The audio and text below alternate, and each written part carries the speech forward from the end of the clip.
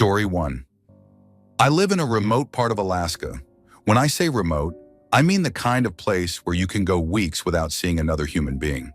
No towns, no roads, just endless snow, frozen rivers, and trees that never make a sound. People think the scariest thing about living up here is the wildlife, the bears, the wolves. But that's not it. The scariest thing is the silence. One winter, I had to snowshoe out to check on a trap line about 6 miles from my cabin. It was late January, the dead of winter, the time when the sun barely creeps over the horizon before slinking away again. That day, it was maybe -30, but no wind. That kind of cold where everything feels brittle, where your breath freezes in front of you like smoke. I took my rifle, strapped on my snowshoes, and set off. It was the kind of day where the snow absorbs sound. No birds, no movement, just the crunch of my steps and my own breathing. After about 2 miles, even that started to feel too loud. My breathing sounded unnatural, too big. My heartbeat was the only thing I could hear, pounding in my ears. That's when I noticed it. I had stopped to adjust my pack, and as I stood there, I realized I wasn't just alone. I was alone. The kind of alone that doesn't feel right. The kind of alone that makes you feel like something is missing. Even the trees felt like they were waiting for something. I've had this feeling before, but I've always been able to shake it off. Not this time. This time it was different. It was like the world had stopped, like time had folded in on itself. I stood there staring at the trees, listening. Nothing, not a single sound. My own heartbeat sounded foreign. I even swallowed just to hear something, anything. Then I heard it, a breath. Not mine. I froze. The sound was soft, close, like someone exhaling right next to me. But there was no one there. Just me, the trees, and the silence that had been broken. I turned slowly, scanning the trees, my rifle half raised. Nothing, just the same endless white, the same unmoving forest. But the feeling had changed. I wasn't alone anymore. I don't know how to explain it. It wasn't like a bear was watching me or a wolf stalking me from the trees. It was worse. It was like the silence had become aware of me. Like it had noticed I was there. Like I had made a mistake by stopping. I tried to keep moving, but my legs didn't feel right. My steps felt too loud, like I was intruding. I kept my rifle up, scanning the trees, expecting something to move. But nothing did. And that was the worst part. I wanted something to happen. I wanted to see something, to have a reason for the feeling. But there was nothing. I picked up my pace. My breath felt thick in my throat, my heart beat too fast. The silence pressed in harder. The trees seemed taller, the snow deeper. I didn't look back. I didn't stop again. I just moved. Then, just as I was starting to see the outline of my cabin in the distance, the silence broke again. A single footstep. Right behind me, I ran. I ran like I have never run in my life. Snowshoes be damned. My lungs burned. My legs screamed. But I didn't stop. The cabin was right there, barely 50 yards away, but it felt like a mile. I expected to feel something grab me, to hear another step, another breath. But there was nothing. I slammed into the door, ripped it open, and threw myself inside. I didn't even take off my snowshoes. I just locked the door, bolted it, and stood there gasping. Silence. I waited. 5 minutes. 10. Nothing. Eventually, I worked up the nerve to peek out the window. The snow outside was untouched. No tracks. No sign that anything had been there but me. But I knew. I knew what I had heard. What I had felt. Something else had been out there. Story 2, I woke up groggy, my mouth dry, my chest heavy. The beeping of machines filled the room. Open heart surgery. I remembered the doctors talking about it. The risks. The long recovery ahead. I was alive. That was the important part. A nurse hovered over me. "You're in recovery. Just take it easy." I tried to nod, but even that took too much effort. My whole body felt foreign, like I wasn't completely back inside it yet. Everything was heavy, distant, like I was floating just outside myself. "You'll feel a little out of it," she said. "Just rest." I closed my eyes. A wall, inches from my face. Not just any wall. A perfect brick wall, red with white mortar, smooth but textured. The bricks looked solid, real, like I could reach out and touch them. My eyes snapped open. The ceiling was there. Fluorescent lights, the dull green of hospital walls. Normal. I exhaled. It was nothing. Just my brain adjusting, playing tricks on me. I closed my eyes again.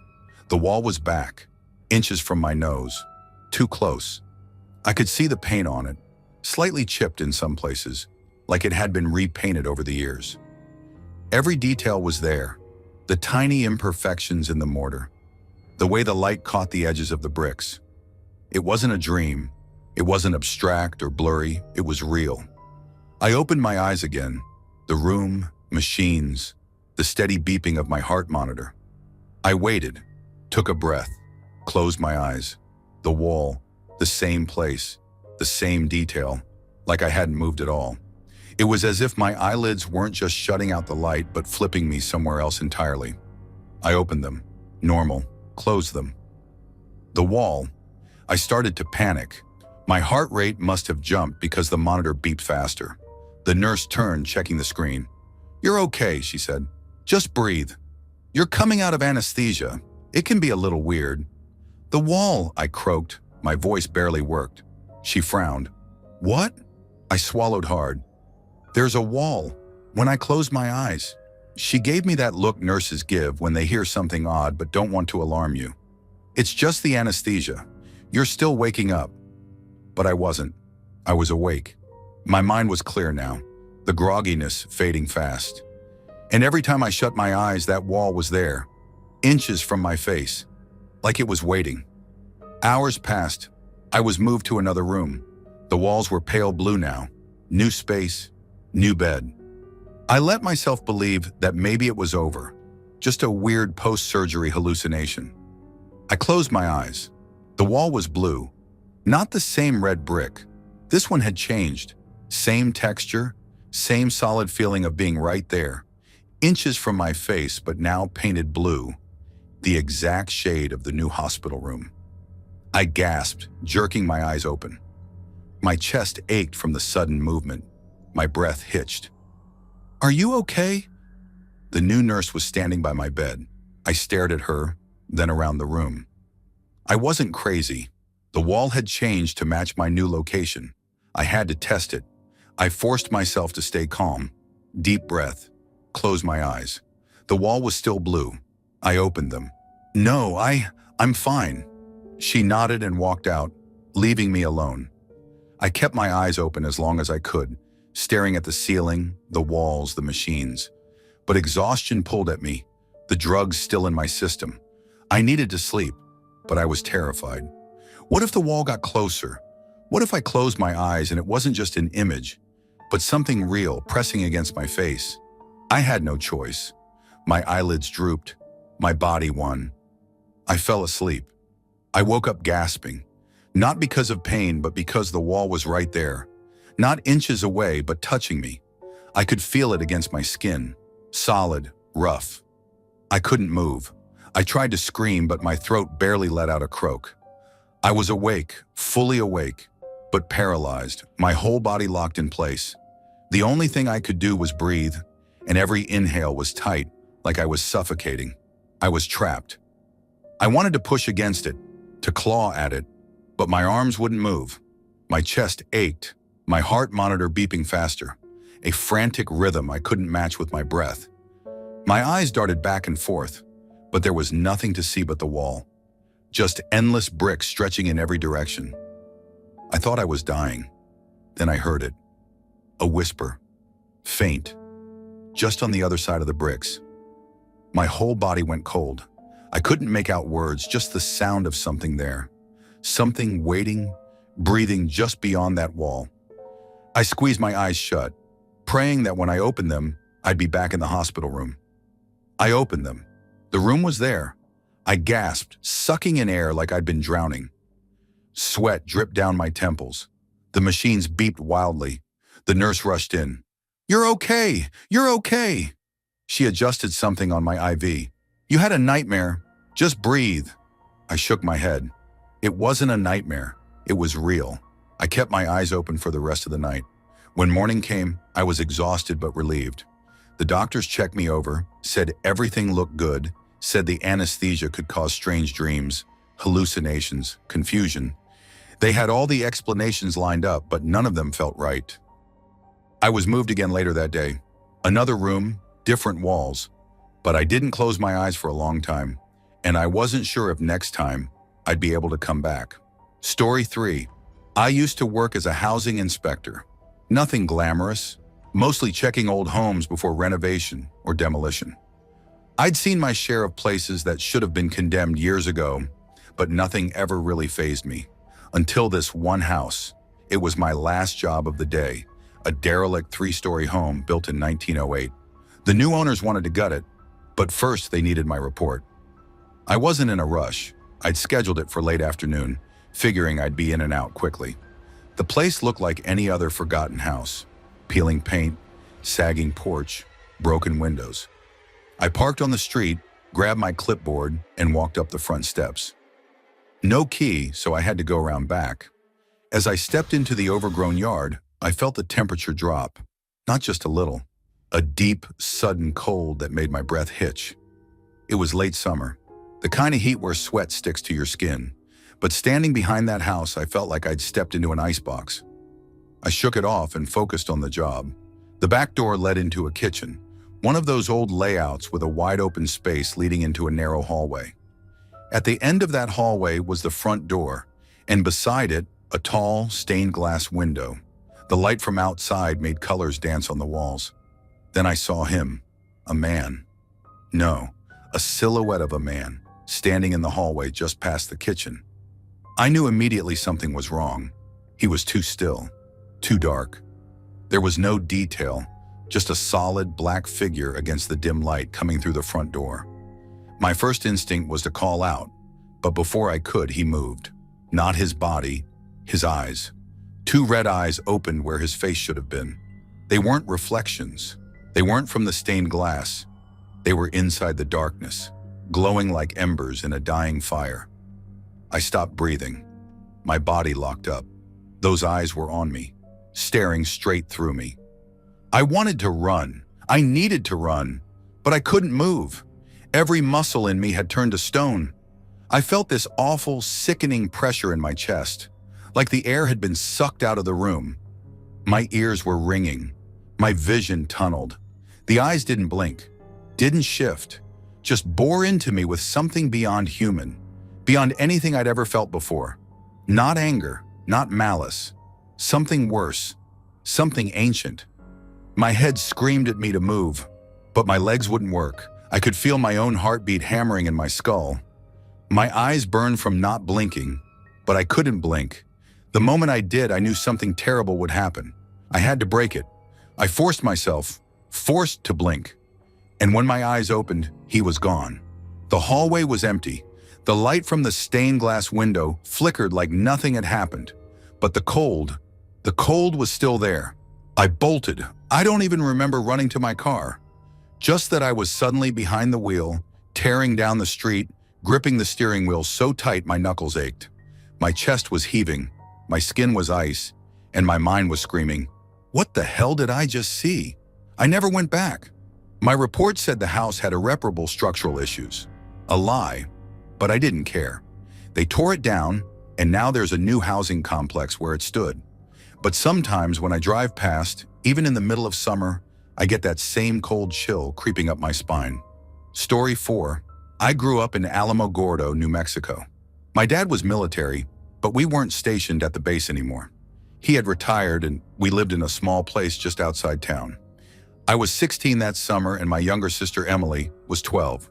We grew up around the Sacramento Mountains, knew the land well, and had been camping on our own for years. We had horses and my dad trusted us enough to let us ride out for a few nights alone. This particular trip was different. We had set up camp in a remote part of the mountains, deep enough that we hadn't seen another soul since leaving the main trail 2 days prior. We had our tent pitched near a creek, the horses tethered nearby, grazing in the open. It was peaceful, just the sound of the water and the occasional call of night creatures. At some point in the night, I woke up. It wasn't a noise that startled me, but the absolute stillness. No crickets, no wind in the trees, just silence. I could hear the horses shifting, their hooves on the dirt, their heavy breathing, but something felt off. I lay still, listening. That's when I saw the lights.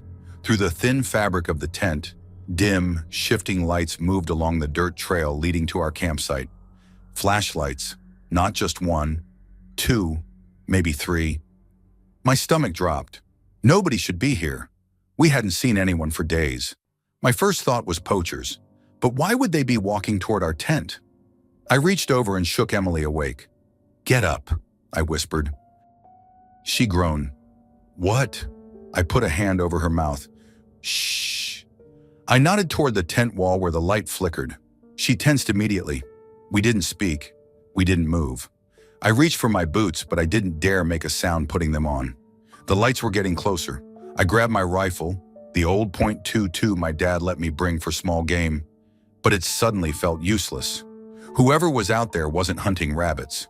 I motioned for Emily to follow me. We unzipped the tent as quietly as we could and slipped out, crouching low. The horses were still there, heads up, ears flicking. They were nervous but not panicked, which gave me some hope that it wasn't a predator. But that didn't mean we were safe. We moved quickly into the trees, keeping low, staying quiet. From the cover of the brush, we watched. The lights stopped just outside our camp. I could see them now. 3 figures. They weren't talking. They just stood there facing our tent. I could hear my heartbeat in my ears. My sister grabbed my arm, her nails digging in. I wanted to tell her it was okay, but I couldn't make myself speak. It wasn't okay. One of them moved, a man, or at least it should have been a man. He stepped forward and the flashlight in his hand tilted up slightly, just enough that I caught a glimpse of his face. But there was no face, no features, no eyes, no mouth, just smooth, pale skin where they should have been. Emily made a tiny sound, a strangled kind of whimper. The figure snapped its head toward us.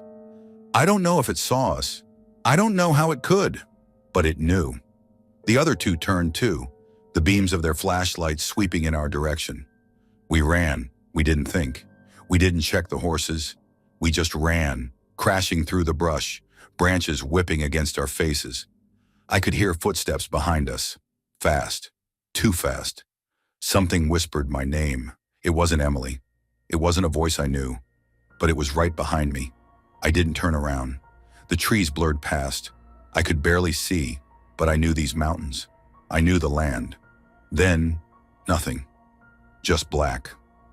When I came to, the sun was rising. My head throbbed. My hands were scraped raw.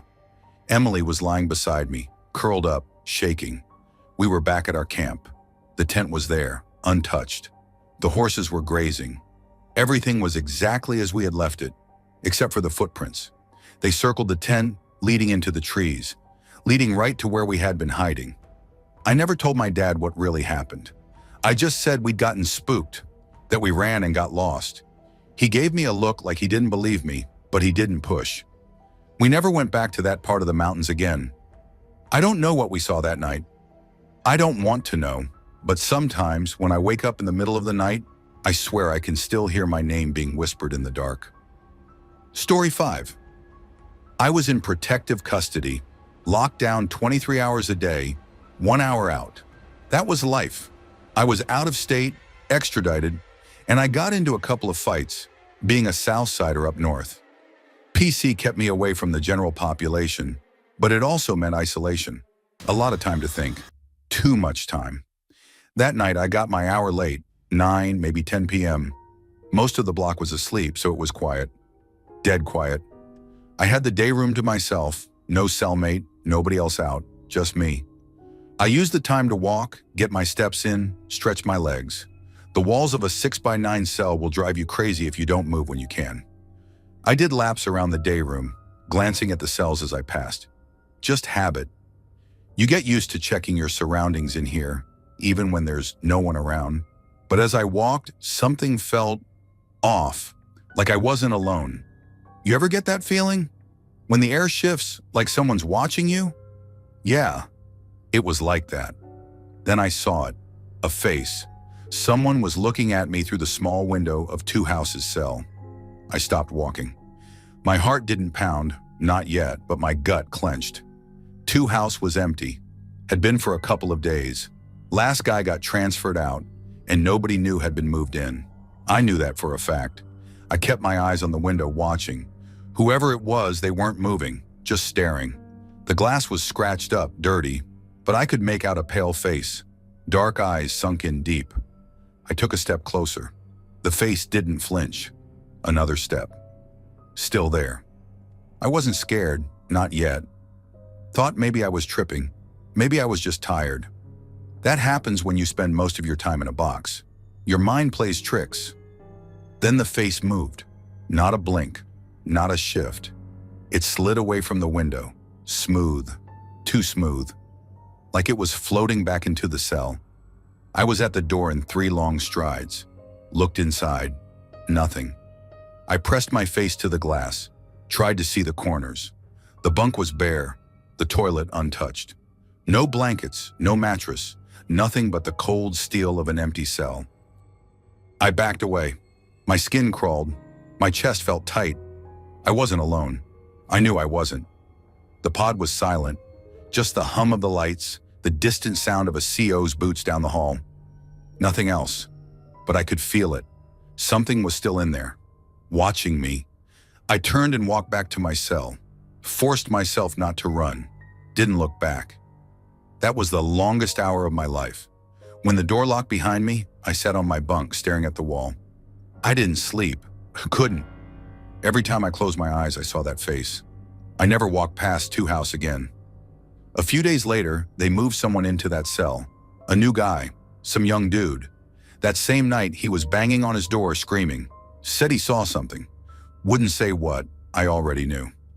Story 6. I used to do a lot of backwoods backpacking trips with my friends, mostly sticking to places that weren't marked trails. We liked the isolation, the feeling of being far from everything. I still think about one trip though. It was years ago, but I remember every second of that night like it just happened. We were somewhere deep in the woods, a place we'd picked off an old topographic map. No signs, no maintained trails. Just raw wilderness. It was the 3rd day of our trip, and we'd been hiking since early morning, moving through thick trees, following a creek upstream. We weren't really looking for anything in particular, but late in the afternoon we found something. It was a cabin, if you could even call it that. The thing was barely standing. The wood was rotted, the roof sagging, part of it already caved in. No windows, just empty frames. The door was hanging by one hinge. It didn't look like anyone had been there for years. Holy shit, Mark said, stepping closer. This place is about one strong gust away from falling over. Think somebody used to live here? I asked. Maybe some old trapper, Ryan said, peeking inside. Or a squatter. I followed his gaze. The inside was just as bad as the outside. A few broken pieces of furniture, piles of leaves, animal droppings. The smell of rot in damp wood. The place had been abandoned a long time. Check this out, Jess called from behind the cabin. We walked around and found her standing next to a wooden cross, maybe 3 feet tall, rough carved from a single log. It was tilted, half buried in the ground. Looked old. Grave marker? I asked. Probably, Ryan said. He kicked at the dirt near the base. No name or anything. Around it, we saw old food tins, rusted through, and a couple of whiskey bottles broken. Someone had lived here once. Then something happened. All right, let's set up camp somewhere else, Mark said. This place is giving me bad vibes. No argument here, Jess muttered. We hiked another half-mile before finding a decent clearing. The whole time I felt uneasy, like we'd disturbed something. I kept thinking about that grave. Who was buried there? Why? And why had the place been left to rot? We got our tents set up just before dark, cooked dinner, and tried to shake the weird feeling. Nobody really talked about the cabin, but I could tell we were all thinking about it. The night was quiet, no wind, no animal sounds, just stillness. We turned in around 10. I had trouble sleeping, just staring at the tent ceiling, listening to the silence. Then sometime past midnight, I heard it. Footsteps, slow, crunching footsteps, moving just outside the tents. Not an animal, too steady, too deliberate. I held my breath listening, My mind raced. Was it a person? Someone who lived out here? But why wouldn't they say anything? Why just stand there? Then I heard breathing. Not normal breathing. It was wrong, like someone struggling to pull air through a throat that wasn't working right. A wet, rattling sound. I turned my head slowly toward Jess's tent, just visible through the mesh of mine. I saw movement, a shadow passing between our tents. I reached for my flashlight, but my hands were shaking so bad I nearly dropped it. I didn't turn it on yet. I just gripped it and listened. Then right outside my tent, I heard whispering. No words, just a low, raspy muttering, like someone talking to themselves. But it was so close. I couldn't breathe. I couldn't move. Then it stopped. Silence. I stayed frozen, listening. A minute passed. 2. Then I heard the footsteps again, moving away this time. Back toward the trees, back toward the cabin. I waited, counting in my head. 10 minutes, 15. Nothing. Slowly I unzipped my tent, inch by inch, barely breathing. The moon was out, giving just enough light to see. The clearing was empty. I crawled out, heart hammering. Then I saw Mark doing the same from his tent. He looked at me wide-eyed. "You heard that too?" he whispered. I nodded. Jess and Ryan were waking up now, stirring in their tents. They'd heard it too. "Let's go," Ryan said. "Now!" We didn't pack up. We didn't even put out the fire. We just grabbed what we could and started moving, fast. Nobody spoke. We just hiked, relying on our headlamps, watching the trees, listening for anything behind us. Every few minutes, I'd glance over my shoulder, expecting to see something following us. I never did, but I felt it. We all did. We hiked straight through until dawn, finally reaching the main road where our car was parked. Nobody said a word as we threw our gear in the trunk and piled in. It wasn't until we were miles away, sitting in a diner, that someone finally spoke. "What the hell was that?" Jess asked, her hands still shaking. Nobody answered, because none of us knew. Story 7. I grew up in rural Minnesota, way out in the country where neighbors were a long walk away, and the woods stretched for miles in every direction. My brothers and I spent most of our time exploring.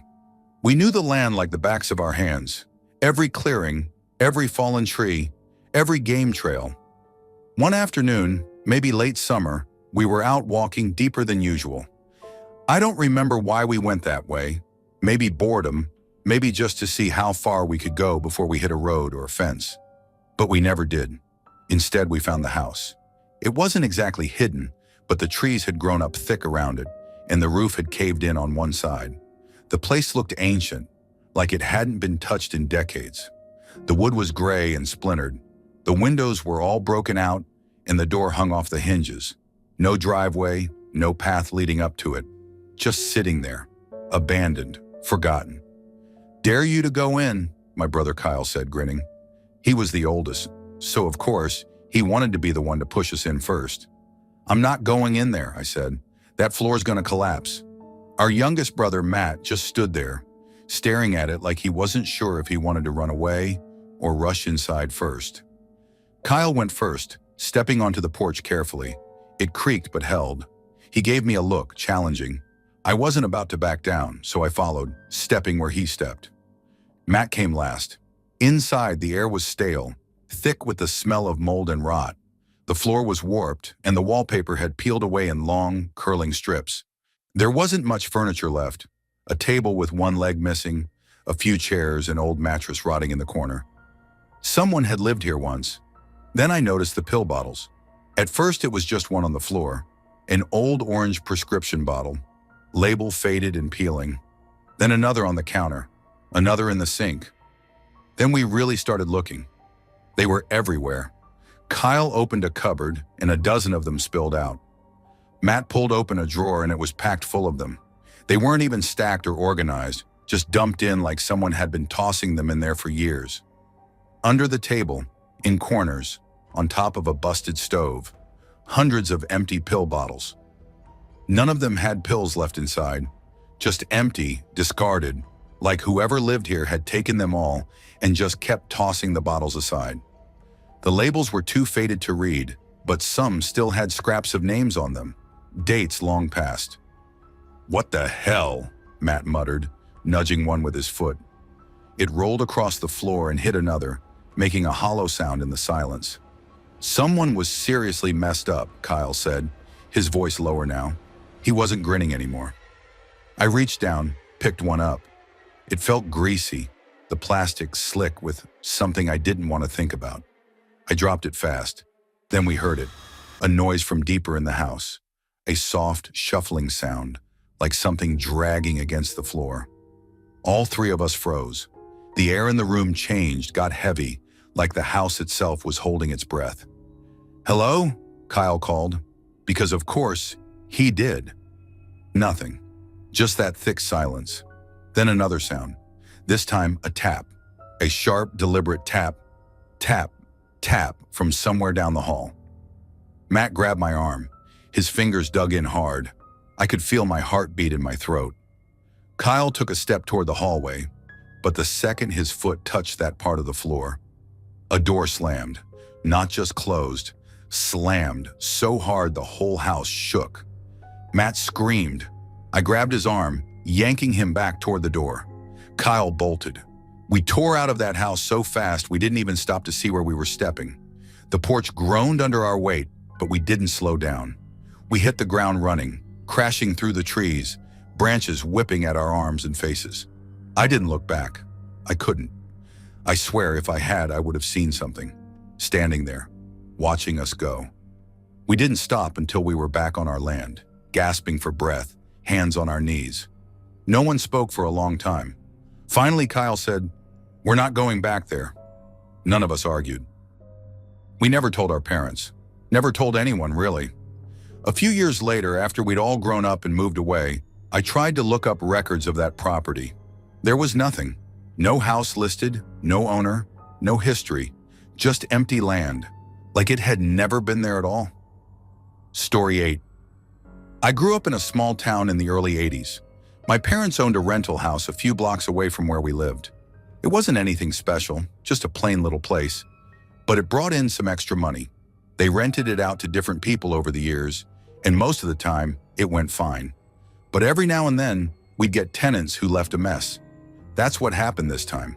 One Saturday, my mom and I went over there to clean it out after the last people left. They hadn't completely trashed the place, but they didn't clean much either. The carpets were stained. There were food wrappers stuffed behind the couch, and the kitchen smelled like old grease. I was about 10 at the time, and my job was to check the cabinets, make sure they were empty, and wipe them down. The house was quiet. No radio, no TV, just the sound of my mom scrubbing the bathroom down the hall. I was in the kitchen, working my way through the cabinets top to bottom. Most of them were empty. A few had forgotten cans of food, some expired cereal, nothing too interesting. Then I opened the last cabinet, the one over the stove. At first, I thought it was empty too. But when I got up on the counter and looked deeper, I saw something shoved way in the back. A mason jar, dusty and half hidden. It didn't look like food, just a jar with some kind of clear liquid inside. I stretched my arm, grabbed it, and hopped down. When I held it up to the light, I almost dropped it. Floating inside, curled slightly, was a human finger. I froze. My heart pounded so hard I felt it in my throat. The liquid was still clear enough to see details. The nail was intact. The skin looked pale, almost rubbery. It was just a finger, severed clean at the base, bobbing slightly in whatever was preserving it. I placed it on the counter carefully, as if it might move. My stomach flipped. I wasn't sure if I was going to puke or pass out. My hands started sweating, but I couldn't look away. Then I turned and yelled, "Mom, I found a finger!" At first, she didn't answer. She probably thought I was joking. Then when I didn't say anything else, she called back, "What? A finger! In a jar! In the kitchen!" Her footsteps came fast down the hall. She appeared in the doorway, wiping her hands on a rag. "What are you talking about?" I just pointed. She stepped forward, leaned in, then recoiled so fast she knocked into the counter. "Jesus!" She clapped a hand over her mouth. "What the hell is that?"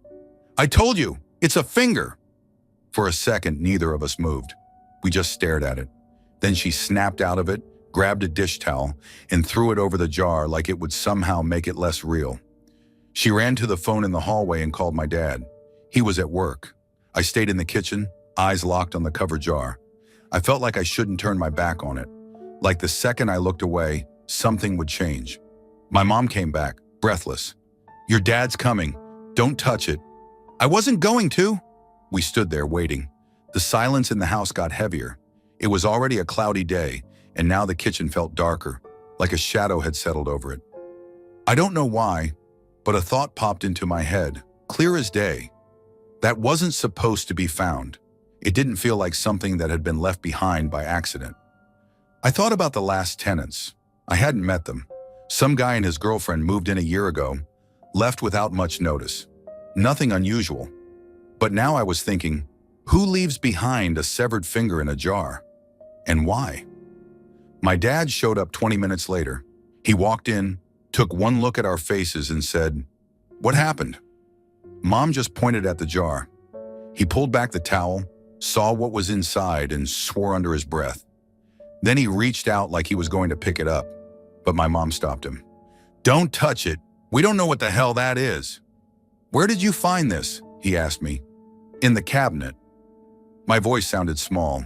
He studied the jar. "It looks old." It was in the back of the top shelf. He didn't say anything else, just stood there staring at it. Then for the first time I noticed something. The liquid. It was still. The finger wasn't floating like it had been before. It was pressed up against the glass now, like it had shifted on its own. I felt my breath catch.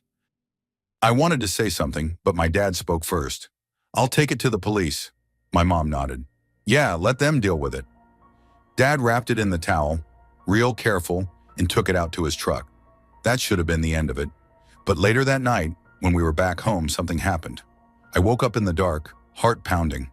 I didn't know why at first, then I realized I could hear something, a faint tapping. I sat up, listening. It came again. Light, rhythmic, like something gently knocking against glass. I turned my head toward my window.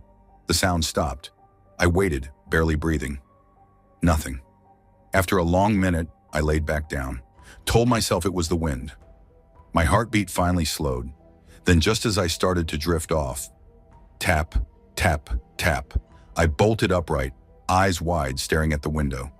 Nothing was there, but I swear on everything.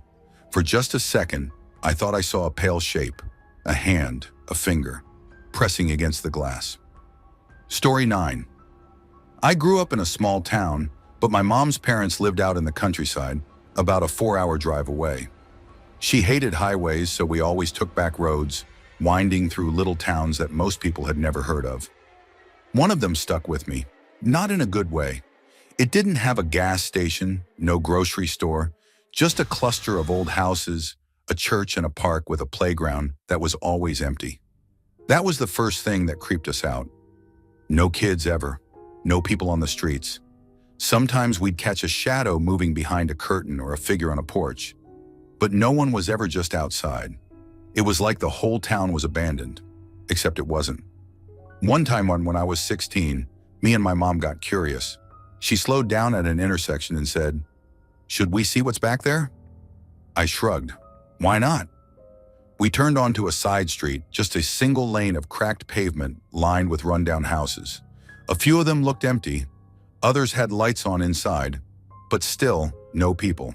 It felt wrong, like we weren't supposed to be there. Then we saw the auto shop. It was the only business we'd ever seen in that town. A long, low building with a rusted sign that just said repairs. There were no cars in the lot, no open sign, nothing. Then the door swung open. A man stepped out. He wasn't just looking at us. He was staring, like he'd been expecting us. His face, God, I don't even know how to explain it. It was lumpy, like it had been molded wrong. His skin looked stretched too tight in some places, too loose in others. And the way he stood, rigid, almost too still. My mom stiffened. "Nope," she muttered, reaching for the gear shift. But before she could reverse, the man took a step toward us. Not fast, not slow, just deliberate. I remember every detail of that moment. The way his eyes locked onto us, unblinking. The way his mouth barely moved, like he wasn't used to having one. I couldn't breathe. I wanted to say something to my mom, to tell her to go, but I couldn't move. Then he raised his hand, not to wave, not to motion, just lifted it, palm open. His fingers were too long, or maybe they just looked that way because of the way his skin stretched over them. "Go," I whispered. My mom slammed the gas. The tires screeched against the pavement, and we shot backward, barely staying on the road as she yanked the wheel and sped off. I twisted in my seat, looking back. He was still standing there, still staring, but he wasn't alone anymore. 3 other figures had stepped out of the garage. They were just silhouettes in the dim light, but I could see their faces, or lack of faces, blurred, wrong, like they hadn't been finished. We didn't stop. We didn't say a word to each other until we were 20 miles down the road. "What the hell was that?" I finally managed to ask. My mom shook her head. "I don't know. We're not taking that road again." And we didn't. Every time we made that drive after, she stuck to the main route, even if it meant adding an hour to the trip. We never talked about it, but I still think about that town, about that man, about the others who came out of that garage. What were they waiting for? Story 10. I live in northern Michigan, out in the kind of place where the roads turn to dirt and the forests stretch for miles. I know these woods, grew up hunting, camping, hiking, never had a reason to be scared of them. Until one night last November, my buddy Chris and I had planned a short camping trip before winter fully set in. We picked a rustic campground we'd been to before, a tiny loop with maybe 5 sites, way off from any main roads. This late in the season, we figured we'd have the place to ourselves. When we got there, that seemed to be the case. No other cars, no sign anyone had been through recently, just empty fire pits and fallen leaves. We set up camp, got a fire going, ate some dinner, but for some reason I couldn't shake this weird feeling. Not fear exactly, but something wasn't right. The air felt heavy, it was dead quiet. No wind, no rustling trees, no crickets, just distant fox cries every now and then. So quiet it almost made my ears ring. "You good?" Chris asked after I'd barely touched my food. "Yeah, just tired." We didn't stay up late. Around 10, we put the fire out and climbed into my little 2-man tent, which we'd set up a ways into the trees, away from the car and the fire pit. It was cold and the ground was hard, but I figured I'd fall asleep fast enough. Somewhere in that half-asleep state, I heard it. An engine, far off but getting closer. I opened my eyes, listening. Chris was awake too. I could tell by the way his breathing had changed. "A TV," he whispered. I nodded in the dark, but something about it didn't sit right. The DNR around here used trucks, not ATVs, and there were no houses or trails out here that would make sense for someone riding through this late at night. Still, I tried to ignore it. The engine got closer. Then it stopped. Right at the entrance to the campground. Chris and I stayed silent. The fabric of the tent glowed faintly as headlights swept over us. The engine idled. My stomach was tight, my heart beat loud in my ears. Then it moved, slow, rolling through the loop. Whoever it was, they were checking out the campsites. Chris barely breathed as the ATV got closer. The lights flashed across our tent again, pausing for just a second. Then they kept moving. A moment later, the engine faded back down the road. Neither of us moved for a long time. "What the fuck was that?" Chris finally whispered. "Probably some kid messing around." But I didn't believe that. Not way out here. And the way they had stopped, like they were watching us, didn't feel right. We lay there listening, but the night stayed quiet. After a while, I started to think maybe that was it. Maybe they had just been passing through. My body relaxed just enough for sleep to creep in. Then I heard it again. Engines, more than one this time. Chris stiffened next to me. The sound grew louder, closer, until it was right at the entrance again. Then silence. Just the low idle of the ATVs. I pictured them out there, just sitting, waiting, watching. Then they moved, rolling through the loop, slow. This time I counted 3 distinct engines. The lights passed over our tent, lingering longer this time. I fought the urge to move, to breathe too loud. My hands were clenched into fists. I could feel Chris trembling beside me. They stopped, just outside the tent. The engines idled. The lights shone through the thin fabric, casting warped shadows inside. Chris and I didn't move, didn't even blink. Then one of the engines revved, loud, like whoever it was wanted to make a point. Another one followed, then silence. And then, just as slow as they came, they rolled away. Out of the loop, back down the road. We didn't move for a long time. My chest hurt from holding my breath. "What the fuck?" Chris whispered, barely audible. I swallowed hard. "I don't know." We lay there, rigid, listening for any sign they were coming back. But the woods stayed silent, just that awful, ringing quiet. Chris shifted slightly. "We should get out of here. They might be waiting for that." He didn't argue. Neither of us wanted to unzip that tent and step into the darkness. Not with whoever the hell that was out there. We stayed awake all night, listening. Every rustle of leaves, every distant sound sent my heart hammering.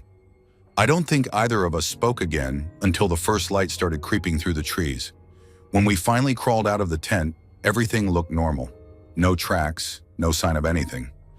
But the feeling in my gut hadn't gone away. We packed up fast. Didn't even bother making breakfast. The whole time I kept glancing at the entrance to the loop, expecting them to come back. As we drove away, I looked in the rearview mirror, just trees and the empty campsites disappearing behind us. But I couldn't shake the feeling that we were being watched, that if we had stepped out last night, we wouldn't have left at all. We never talked much about it after that, just called off the rest of the trip and went home. But I haven't been back to that campground since, and I sure as hell won't be camping alone out there again. Thanks for watching. Don't leave before leaving a like to this video. Also hit the subscribe button to support my work. And as always, have a horrific nightmare, my dear.